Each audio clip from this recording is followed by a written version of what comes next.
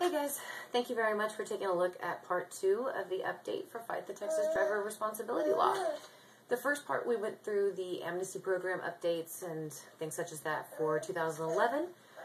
For the updates of 2012, I don't have too much new to report except that I'm waiting for a response from Diane DeLisi, who is the original author for the Texas Driver Responsibility Law. And I'm just waiting for my request for an interview with her. And just hoping to maybe get a chance to sit down with her, showing her some charts, some graphs, things about, new information about the law, and, maybe trying to see if we can get her support to abolish it. We'll see. Also trying to contact Representative Lon Booman and Denise Rose, who is the Senior Director of Advocacy and Public Policy for the Texas Hospital Association. So I'll let you guys know what happens on that. I have also finalized the Facebook page, and I've also posted this up on Twitter. So if you would like to subscribe to both of them, I'll put the links right here on the page. So help yourselves, please. And again, please sign up. I'm trying to keep you guys as much updated as possible, as quick as possible. So Facebook and Twitter and YouTube are the 3 top places where you'll find updates.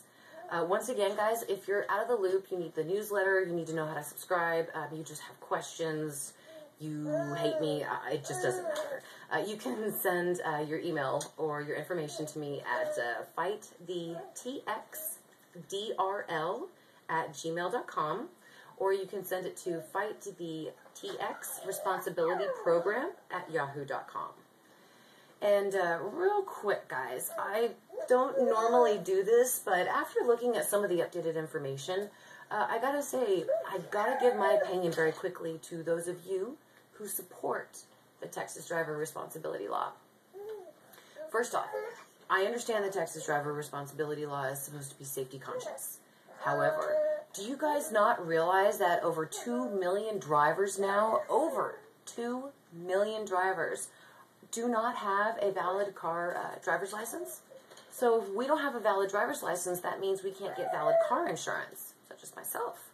So over 2 million drivers are driving possibly without valid car insurance and a valid driver's license.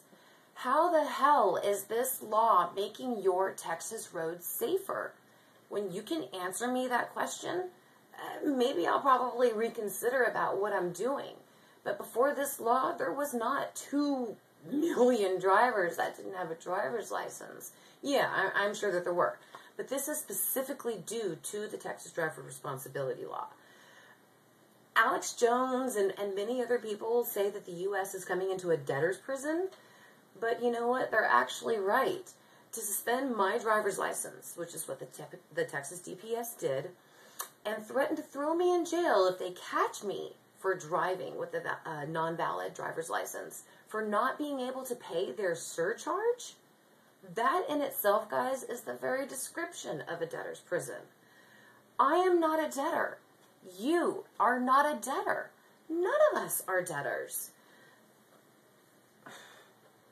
It is very, very tough out there nowadays, especially in this economy. I know we all say that, but I don't know about you guys. But I've been to the pawn shop just to take a loan out on my stuff just as much as you have. It is so tough out there nowadays that it is ridiculous to put someone in jail because they can't financially afford to pay a surcharge.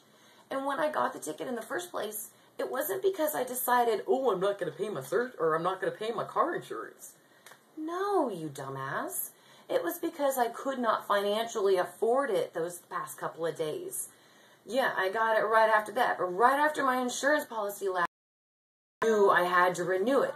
I didn't have the money to. I had to pay rent. I had to pay gas to put into my car to get to work. I had to pay for lunch so that way I could actually eat lunch at work. And, health insurance and oh my gosh, electricity and all this stuff that we have to afford, that you have to afford. Everybody, out there just as much as I do that your paycheck certainly doesn't supplement for the bills that you have to put out. We all have that problem. We're not sitting there saying, I don't want to pay my bills.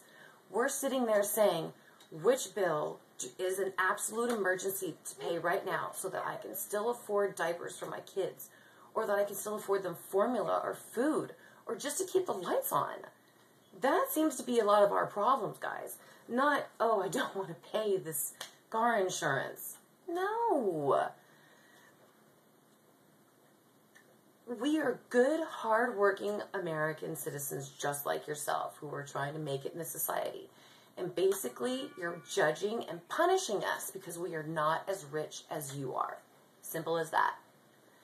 So, when my husband tells me that I'm acting like a bitch, I listen to him.